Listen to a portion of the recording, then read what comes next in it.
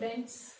So today our topic of discussion is transportation in humans, or sometimes they ask about the transportation in animals. Another way of asking the same question is about the circulatory system in humans. So they are one and the same thing. They can be asked in any way, but the answer remains the same. Before I start with my lecture today, so hope you all have subscribed the channel, and if anyone has not done, please do subscribe so that you can get the latest updates of the chapters. So if we talk about the transportation in animals first, in case of unicellular organisms like the coelentrates are there, protozoans are there, they are unicellular. So they are having single celled body, and due to that single cell, what happens? Each and every organ is in contact with surrounding, so there is easy exchange of materials like oxygen, carbon dioxide, food material, waste material through the diffusion process. So it's not a difficult task. But if we talk about the multicellular organism, it is not so easy, because the different organs, they are not in contact with the surrounding, and there some specific system is required, and that is what we call the blood vascular system or the circulatory system. The blood vascular system, you might have learned in the class 9 that annelids are the first to develop the vascular system in the body. Vascular system or blood vascular system is the same as we call it circulatory system. What things need to be transported? This is the question, and why the system is required. As I told in the animals, in the same way in the humans, the exchange of oxygen, carbon dioxide, extra waste materials we can say, and the food materials is very important. Along with it, not only these, but the hormones and the other components are also transported from one place to the another, and for that all we need the circulatory system. If we talk about the components of the circulatory system, the major components include blood, blood vessels and the heart. Blood and blood vessels you have studied in detail in the class 9, so we will not go in that detail. We will have a quick recap of what you have studied in the 9th class. If we talk about the blood is fluid connective tissue which connects the different organs through it, and the main three components there you have studied about the blood plasma and the blood platelets. But here we will study only the three main, that is the RBCs, which is called red blood corpuscles, and the other name of it is erythrocytes. Now what are the main features of these? Erythrocytes or RBCs, they are red in color. Why they are red in color? Because they contain and we can say hemoglobin in it, okay, and hemoglobin provides it the red color. It is a pigment which provides red color to the RBCs. Now what is the function of this hemoglobin? The hemoglobin is mainly the carrier of the oxygen. It will carry the oxygen in the form of oxyhemoglobin from one organ to the other, and there it will exchange. After the exchange of gases is done, it will collect the carbon dioxide in it. It will absorb carbon dioxide as carboxyhemoglobin and take it back. Then talk about the WBCs. WBCs, they are also called white blood corpuscles or the leukocytes. They are the soldiers of the body, they are the fighters of the body, and they are very much necessary for our immunity system to fight with any germs which are entering in our body. Third, platelets. Platelets, you all know, they help in clotting of blood. If there is any wound and any injury occurs, then at that place the platelets help in formation of the clot. So they help in clotting of blood. Now the blood, if we talk about the blood, about 7 to 8% of our body weight is the blood. So this is very important component.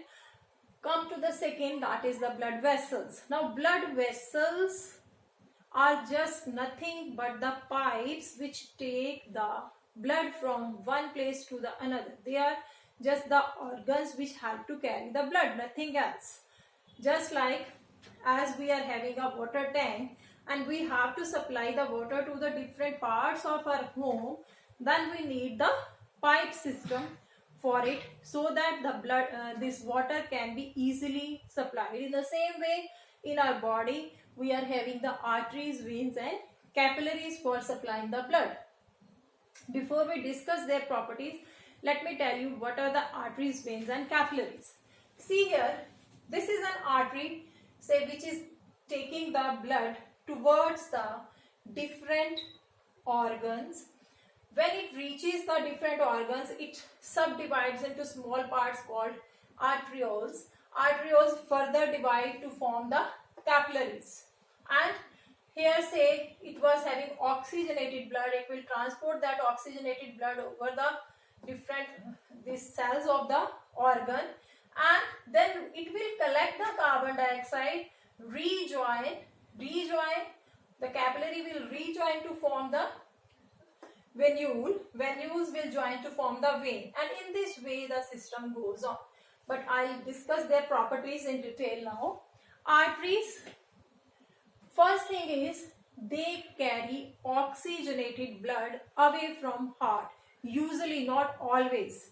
There is one exception, and that is the pulmonary artery, which carries deoxygenated blood away from heart. But do make it sure that arteries always carry blood away from heart, and usually it is oxygenated. Exception I have already told you, that is pulmonary artery.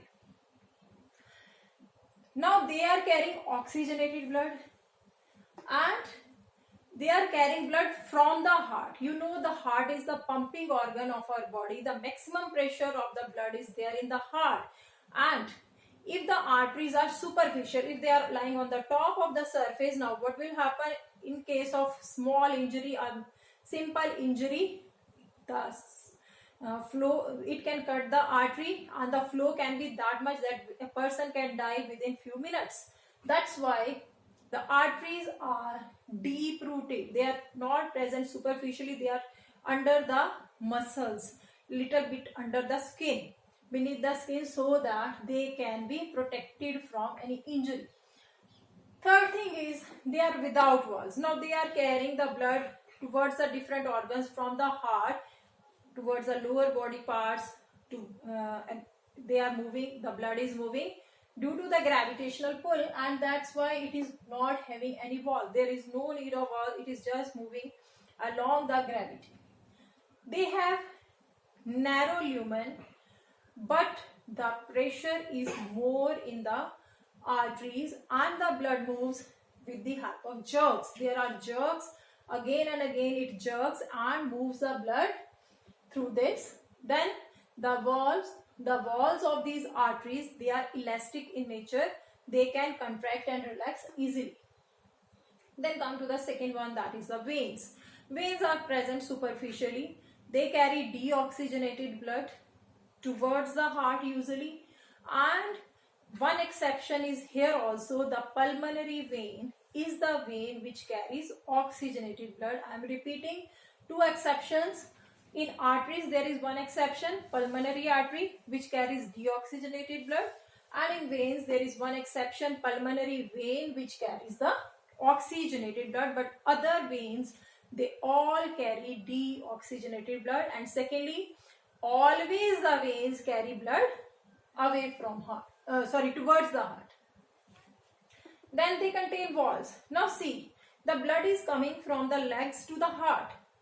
If it is coming from lower to the upper surface, it is moving against gravity. Gravity is pulling downward, blood is moving upward. So what will happen? It will move up, gravity will pull it down. So there is a system of walls that it moves a little up, after that the wall closes. It can only open in one direction, upward. When the pressure is more from downward side, wall will open. As the wall opens, blood moves up, then it closes. It cannot move down and next time the blood will move with pressure to upper side. So in this way the blood moves in the veins, and these valves prevent the backflow of the blood.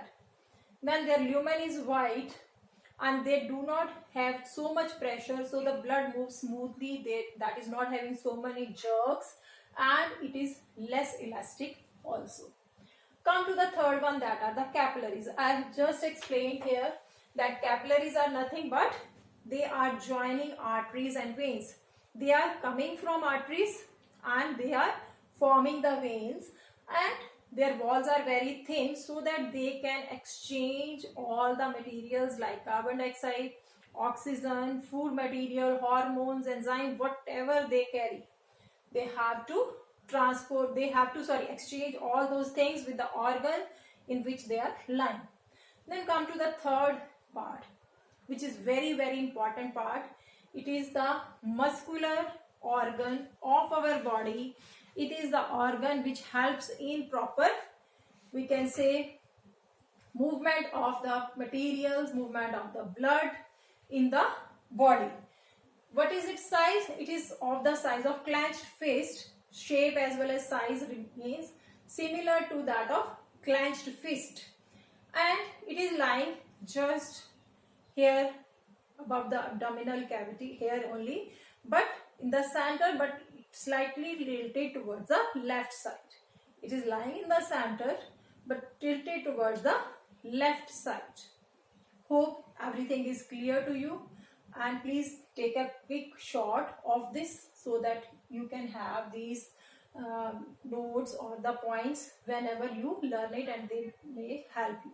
Thank you.